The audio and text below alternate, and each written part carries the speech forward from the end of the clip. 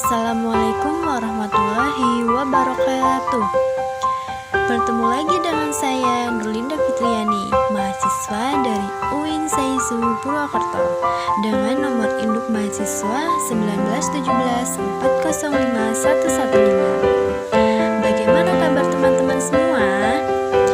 Alhamdulillah luar biasa, tetap semangat. Allahu Akbar, Allahu Akbar, Allahu Akbar, yes.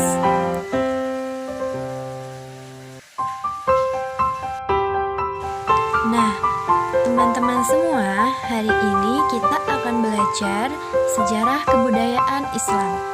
Kali ini kita akan belajar tentang sahabat Rasulullah SAW, yaitu Abu Bakar As-Siddiq. Nah, sebelum belajar, alangkah baiknya kita membaca doa terlebih dahulu ya. Bismillahirrahmanirrahim. Rabbi zidni ilma warzuqni fahma. Amin. Oke, kita akan belajar tentang Abu Bakar As-Siddiq. Anak muslim harus pintar dan soleh. Orang Islam bekerja keras, berusaha jadi orang kaya, serta hidup sederhana dan senang bersedekah.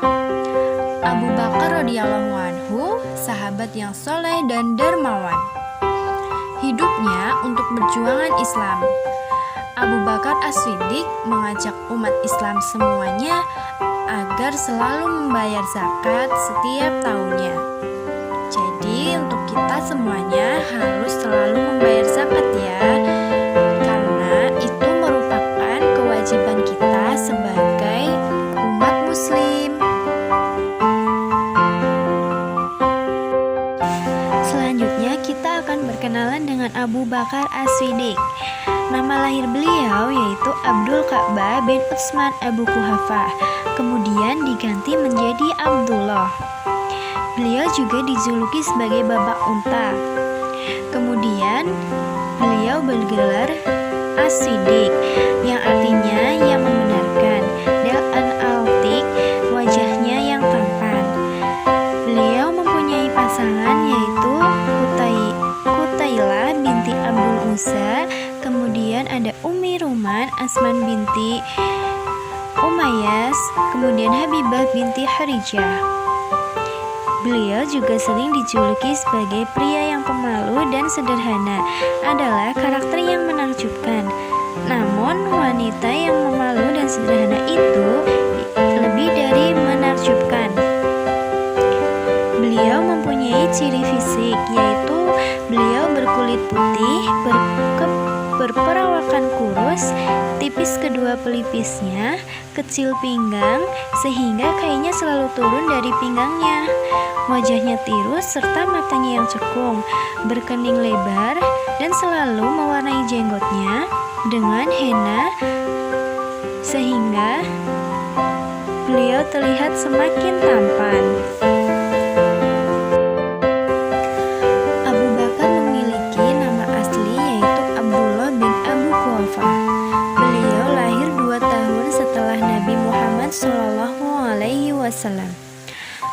As-Siddiq merupakan nama tambahan yang diberikan Nabi Muhammad SAW.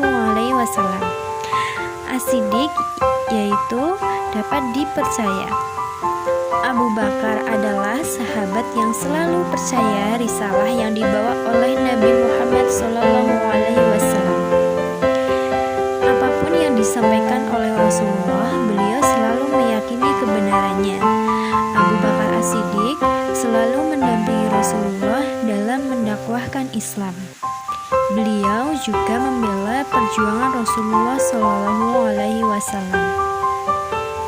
Seperti yang sudah dijelaskan, Abu Bakar As-Siddiq mempunyai kulit yang putih, berbadan kurus, tidak tinggi, berpinggang kecil, dan juga tidak memakai cincin. Selanjutnya kita akan mengenal pribadi Abu Bakar As-Siddiq. Istri Abu Bakar As-Siddiq yang bernama Ummu Rauman, beliau merupakan wanita yang solehah dan menjadi tokoh di masyarakat. Abu Bakar mempunyai beberapa anak, di antaranya yaitu Abdurrahman dan Aisyah, di mana Aisyah merupakan wanita yang cerdas dan menjadi istri dari Nabi Muhammad SAW. Abu Bakar merupakan seorang yang cerdas. Beliau pandai dalam silsilah keturunan Arab. Beliau selalu taat kepada Allah Subhanahu wa Ta'ala dan Rasulullah SAW, serta mempunyai akhlak yang mulia. Dalam pergaulan, beliau selalu bersikap jujur, sederhana, dan juga dermawan. Beliau juga sangat dermawan dan senang membantu orang lain. Para sahabat Rasulullah banyak yang menjadi pedagang, dan salah satunya Abu Bakar merupakan salah satu pedagang yang sangat sukses. Beliau memerdekakan budak dengan uangnya sendiri. Salah satunya yaitu ada Bilal dan Robah. Kemudian kita akan belajar tentang keistimewaan dari Abu Bakar As-Siddiq. Para sahabat Rasulullah SAW memiliki keistimewaan. Lalu, apakah keistimewaan dari seorang Abu Bakar dibanding dengan sahabat Rasulullah lainnya? Abu Bakar As-Siddiq adalah sahabat akrab Rasulullah SAW. Sejak kecil, beliau adalah sahabat yang pertama yang mempercayai risalah Rasulullah SAW. Beliau merupakan orang pertama yang masuk Islam dari golongan laki-laki. Abu Bakar pernah menemani Rasulullah SAW dalam perjalanannya hijrah ke Madinah, di mana pada saat itu dalam tengah perjalanan mereka bersembunyi di Gua Sur saat dikejar oleh kaum Quraisy. Namun, pada saat itu orang-orang Quraisy kembali ke Mekah karena mereka itu melihat pintu goa yang tertutup oleh sarang laba-laba. Abu Bakar juga sahabat pertama yang percaya bahwa Rasulullah SAW telah mengalami Isra Mi'raj. Kemudian ketika Rasulullah SAW sakit, Abu Bakar menggantikan menjadi imam sholat berjamaah. Itu menunjukkan bahwa beliau merupakan sahabat yang istimewa, soleh, dan juga pintar. Karena itulah setelah Rasulullah SAW wafat, Abu Bakar As-Siddiq diangkat menjadi khalifah.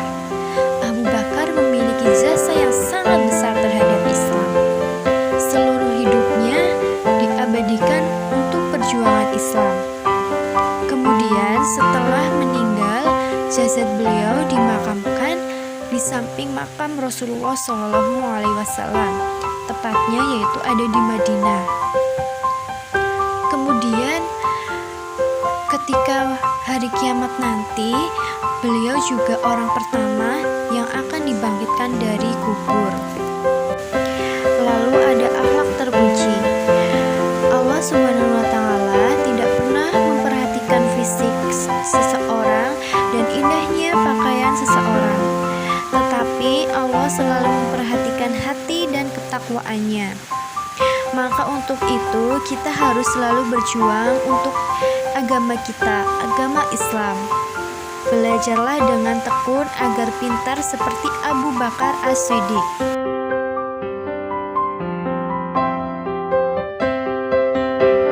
Selanjutnya, meneladani perjuangan Abu Bakar As-Siddiq dalam membela Islam. Abu Bakar As-Siddiq adalah sahabat Rasulullah SAW. Beliau sangat gigih dalam memperjuangkan agama kita, agama Islam. Beliau mengorbankan seluruh harta bendanya, jiwa dan raganya untuk Islam. Beliau juga berjuang penuh dengan semangat dan pantang menyerah.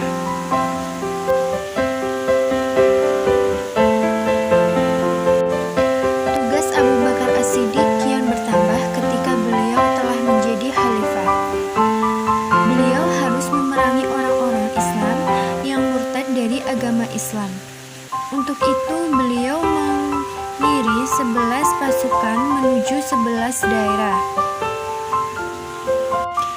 Salah Salah satunya pasukan yang dipimpin oleh Khalid bin Walid. Abu Bakar bersama pasukan muslimah memerangi nabi palsu seperti Musailamah al-Kadzdzab.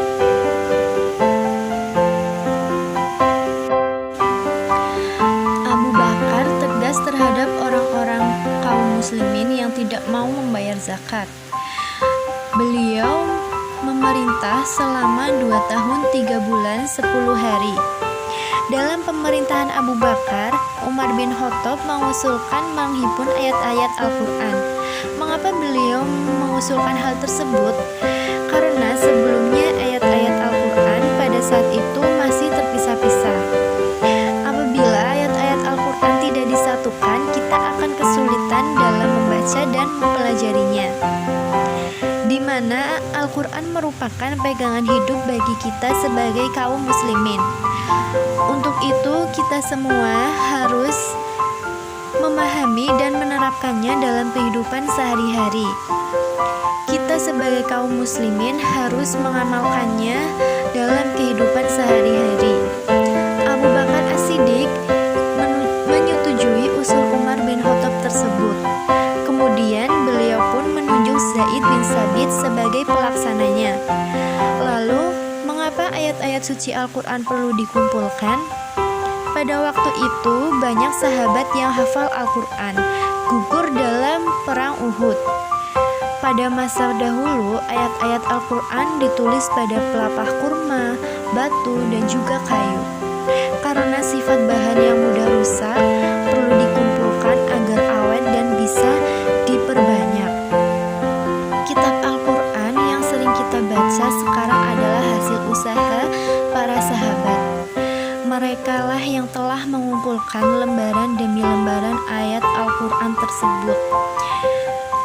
Alangkah beruntungnya kita yang bisa membaca Al-Quran dengan baik sekarang.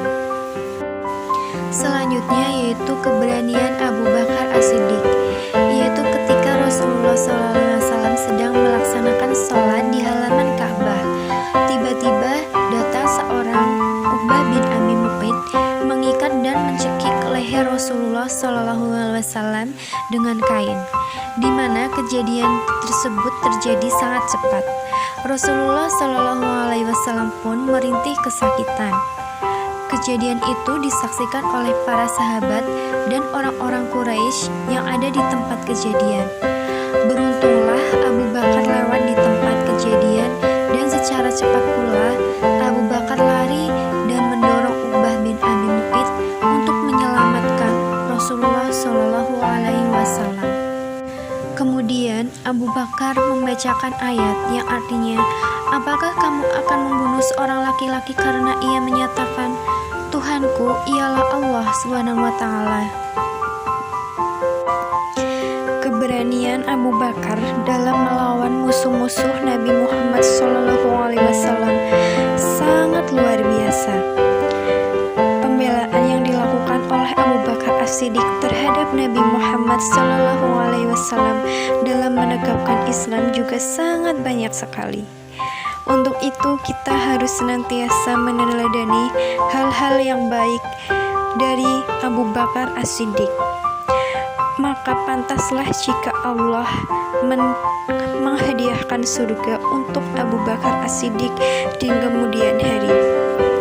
Semoga kita juga sebagai umat Islam senantiasa berbuat baik dalam kehidupan sehari-hari. Alhamdulillahirrabbilalamin. Itulah pembelajaran kita hari ini, yaitu tentang sahabat Rasulullah SAW, yaitu Abu Bakar As-Siddiq. Semoga kita bisa meneladani hal-hal dan sifat-sifat yang baik dari beliau. Kita bisa mengamalkannya dalam kehidupan sehari-hari. Untuk pembelajaran kali ini kita cukupkan sampai di sini. Semoga apa yang telah kita pelajari dapat bermanfaat untuk kita semua. Wassalamualaikum warahmatullahi wabarakatuh.